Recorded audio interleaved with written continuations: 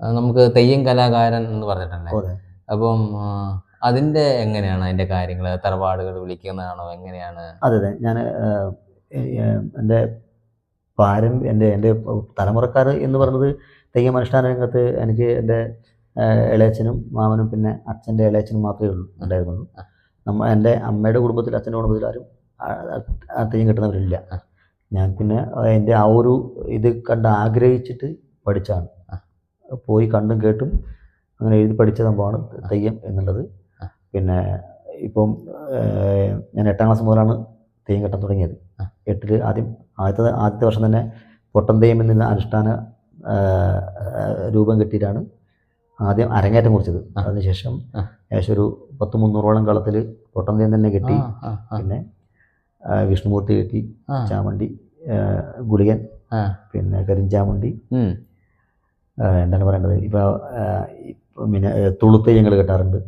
അങ്ങനെ ഇപ്പം ഒരു എന്താ 10-28 വർഷത്തിനടുത്ത് ഇങ്ങനെ സജീവമായിട്ടുണ്ട് ഇതിന്. ഉണ്ടല്ലേ? അപ്പോൾ ആ ദൈവങ്ങളുടെ കടാക്ഷം എപ്പോഴും ഉണ്ട്.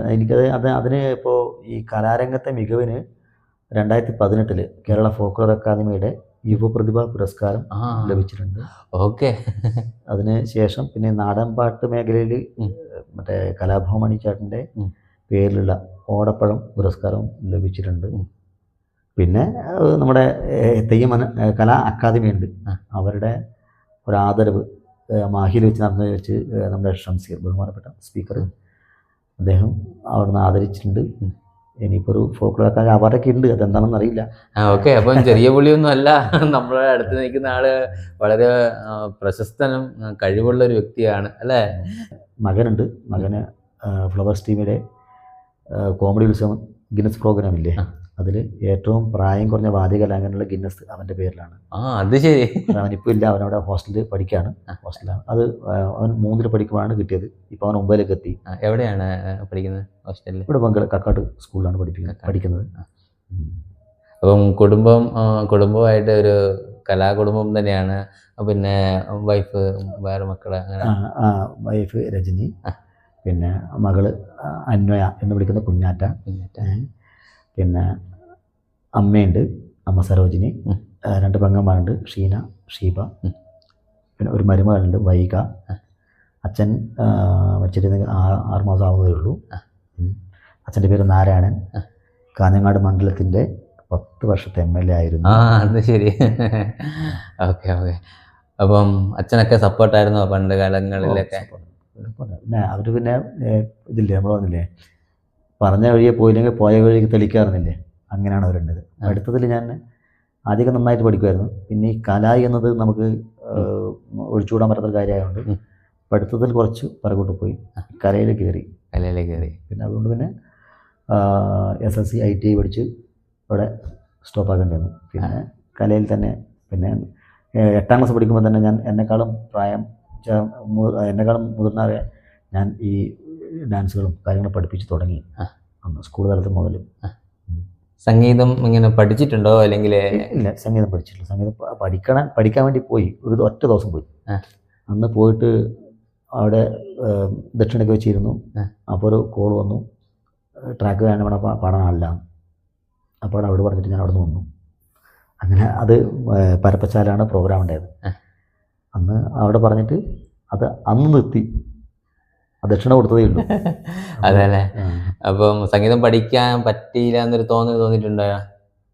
സംഗീതം പഠിക്കണം നമ്മളിപ്പോൾ നമുക്ക് വേറെ കാര്യത്തിൽ നമ്മൾക്ക് ഒരു ക്ലാസിക്കൽ പാട്ട് പാടാൻ പറ്റും, പക്ഷെ നമ്മൾ പാടുന്ന പാട്ട് ക്ലാസിക്കൽ പഠിച്ചവർക്ക് പാടാൻ പറ്റില്ല. അങ്ങനെയുണ്ട്. ശരി. അത് ശ്രദ്ധിച്ചാൽ മതി. ഇപ്പം നമുക്ക് ഏത് പാട്ടും പാടാം, നമ്മൾക്ക് ഇടം വല്ല നോക്കേണ്ട കാര്യമില്ല, നമുക്ക് ഏത് പാട്ടും പാടാം. പക്ഷെ ക്ലാസിക്കൽ പഠിച്ചൊരു വ്യക്തിക്ക് ഒരിക്കലും നമ്മൾ പാടുന്ന പോലെ പാടാൻ പറ്റില്ല. ശ്രദ്ധിച്ചാൽ മതി.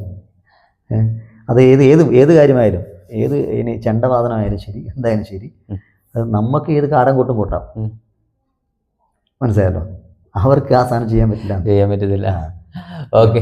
വേറെ ഞങ്ങൾക്ക് വേണ്ടിയിട്ട് അടിച്ചുപൊളി പാട്ടോ അങ്ങനെ എന്തെങ്കിലുമൊക്കെ ഉണ്ടെങ്കിൽ?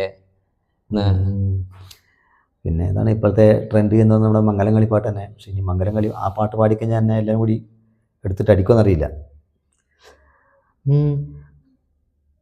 ಎಳ್ಳುಳ್ಳೇರು ಮಾಣಿ ನಂಗರೆ ವೀರಜು ಪೇಟುಂಡುಗೆ ಮಾಣಿ ನಂಗರೆ ಎಳ್ಳುಳ್ಳೇರು ಮಾಣಿ ನಂಗರೆ ಕಸರಗೋಡು ಪೇಟುಂಡುಗೆ ಮಾಣಿ ನಂಗರೆ ತಂಗಾಟಿ ಕುಮರಿ ನಂಗರೆ ಮಾಣಿ ನಂಗರೆ ತಂಗಾಟಿ ಸುಕುಟಿ ನಂಗರೆ ಮಾಣಿ ನಂಗರೆ ತಂಗಾಟಿ ಕುಮರಿ ನಂಗರೆ ಮಾಣಿ ನಂಗರೆ ತಂಗಾಟಿ ಸುಕುಟಿ ನಂಗರೆ ಆಯೆ పందనాపుజీ ఇంబె పందనాపుజీ ఎన్న పావె పందడు ఏని నలిపాడు ఆయ పందనాపుజీ ఇంబె పందనాపుజీ ఎన్న పావె పందడు ఏని నలిపాడు ఎಳ್ಳುಳ್ಳೇರು మాణి నంగరే వీరజు పెట్టటుండుగ మాణి నంగరే ఎಳ್ಳುಳ್ಳೇರು మాణి నంగరే కసరగొడు పెట్టటుండుగ మాణి నంగరే. വളരെ മനോഹരമായിരിക്കും. ഗോത്ര കലയെ പരിപോഷിപ്പിക്കുന്നതിനും അതിന് വളർത്താനൊക്കെ ആയിട്ട് നമ്മുടെ സംസ്ഥാന സർക്കാരും സ്കൂള് മുതൽ ഒരുപാട് പ്രൊജക്റ്റുകൾ കൊണ്ടുവരുന്നുണ്ട്. ഇപ്പം യുവജനോത്സവത്തിലൊക്കെ ആണെങ്കിൽ തന്നെ നമുക്കത് കാണാം. അപ്പോൾ നിങ്ങൾ ഈ പൊതുമേഖലാ പ്രവർത്തനങ്ങളൊക്കെ ആയിട്ട് ബന്ധപ്പെട്ട് സാംസ്കാരിക പരിപാടികൾ നടക്കുന്ന സമയത്ത് ഇങ്ങനത്തെ കൂട്ട ചില കാര്യങ്ങളൊക്കെ നിങ്ങളെ ശ്രദ്ധയിൽപ്പെട്ടിട്ടുണ്ടാകാം. അപ്പം ആ അനുഭവങ്ങളൊക്കെ ഞങ്ങളുമായിട്ട് ഒന്ന് ഷെയർ ചെയ്യാൻ പറ്റുമോ? ചെയ്യും.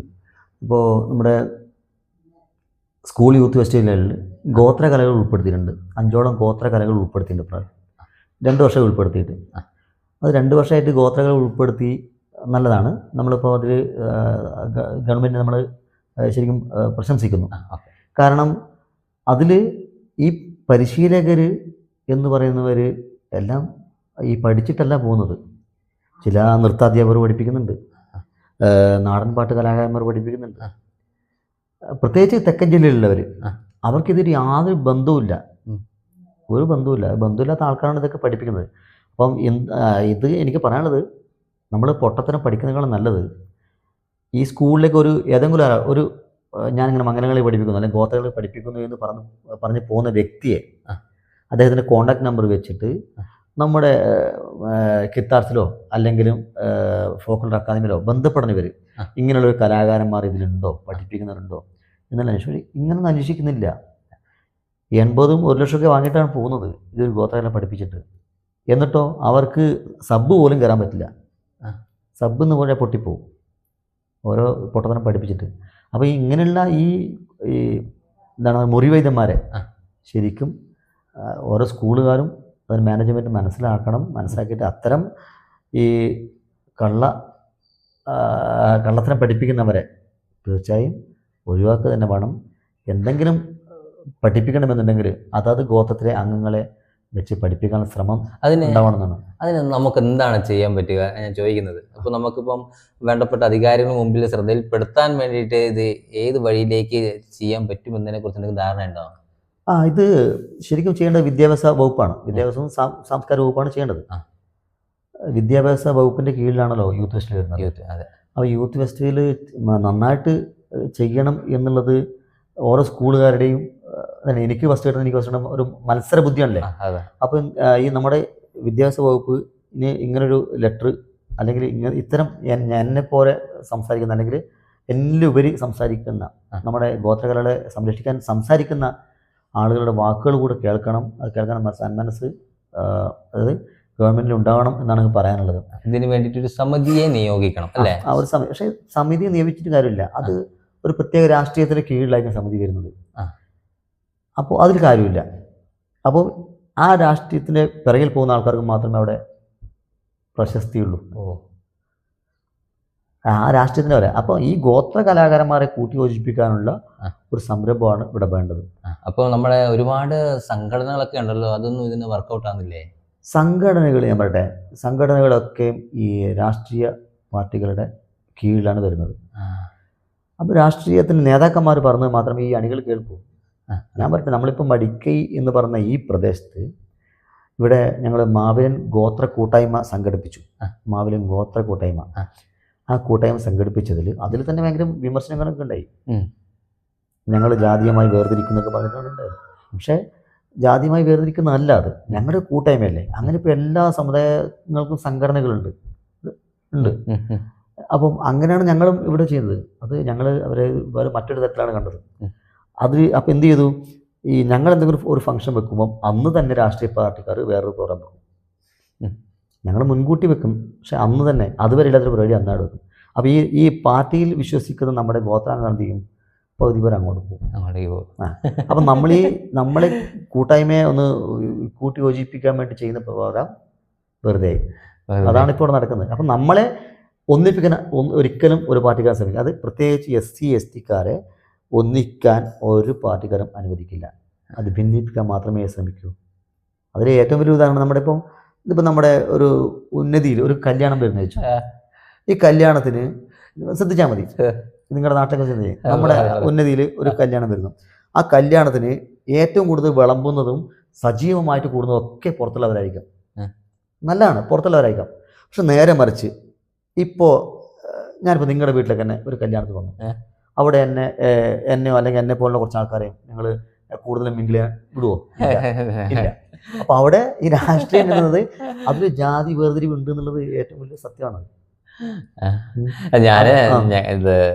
ഞാനിങ്ങനത്തെ ഒന്നും വിശ്വസിക്കാത്ത ഒരാളാണ്. കാരണം വെച്ചാൽ നമ്മളെല്ലാവരുമായിട്ട് സഹകരിച്ചു പോകുന്ന അങ്ങനത്തെ ഒരു ഇതാണ്.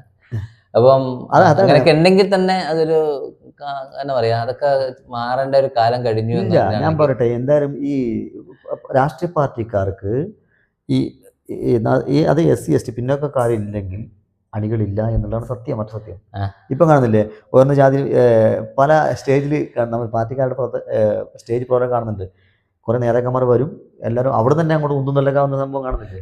അത് എനിക്ക് മുമ്പിൽ ഞാൻ മുമ്പിൽ എന്നുള്ളൊരു സംഭവം കാണുന്നതുകൊണ്ടാണ് അങ്ങനെ വരുന്നത്. ഓക്കെ നമുക്ക് ഞാൻ പറഞ്ഞേക്കെ നമുക്ക് നിങ്ങളെ കാരണം നിങ്ങൾക്ക് ഏട്ടനത് പറയാനുള്ള വോയിസ് ഉണ്ട്. കാരണം എന്ന് വെച്ചാല് കലാ സാംസ്കാരിക രംഗങ്ങളിലാണ് നിങ്ങൾ നിറഞ്ഞു നിൽക്കുന്നത്.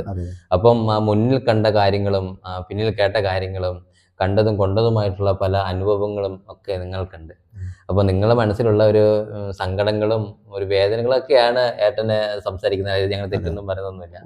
ഓക്കെ, നല്ല കാര്യം തന്നെയാണ്. അതായത് നിങ്ങൾക്ക് സ്വന്തമായിട്ട് ഒരു വ്യക്തിത്വമുണ്ട്, സ്വന്തമായിട്ട് ഒരു ആശയങ്ങളുണ്ട് എന്നതാണ് പ്രധാനപ്പെട്ട കാര്യം, അല്ലേ? അതെ, ഒരു വ്യക്തി അവൻ എങ്ങനെ ജീവിക്കണം എന്നുള്ളത് അവൻ ആദ്യം ബോധ്യമാണ്. നമ്മളിപ്പോൾ മറ്റുള്ളവർ പറയും അവൻ അങ്ങനെ പോകുന്നു ഇങ്ങനെ പോകുന്നു, നമ്മളതൊരു കാര്യമൊന്നും വേണ്ട. കാരണം ഞാൻ പണിയെടുക്കുന്നു, ഞാൻ ജീവിക്കുന്നു, ആരുടെയും കീഴിലല്ല. എപ്പോഴും കീഴിലാവാൻ പാടില്ല. നമ്മളൊരു ഒരു സർക്കാർ ഉദ്യോഗം അവൻ നമ്മളെപ്പോഴും കീഴ്ത്തട്ടിലാണ്. പക്ഷേ ഇത് നമ്മൾ പണിയെടുക്കുന്നു, നമ്മൾ ജീവിക്കുന്നു, ആരുടെയും കീഴെ നിൽക്കേണ്ട ഒരു വ്യക്തിയല്ല എന്നാണ് ഞാൻ കരുതുന്നത്. ഓക്കെ, ഞങ്ങൾക്ക് വേണ്ടിയിട്ട്, ഞങ്ങളുടെ വ്യൂവേഴ്സിന് വേണ്ടിയിട്ട് എന്ത് പാട്ടാണ് അടുത്തതായിട്ട് പെർഫോം ചെയ്യുന്നത്? അടുത്തത് എൻ്റെ മാസ്റ്റർ പീസ് ഒരു തമിഴ് ഗാനമുണ്ട്. അത് തുള്ളാതെ മരവും തുള്ളും എന്ന ചിത്രത്തിലെ ഒരു പാട്ടാണ്. ഞാൻ എവിടെ കരോക്കെ ഗാനമേളയ്ക്ക് പോയാലും ആദ്യം പാടുന്നൊരു പാട്ടാണത്.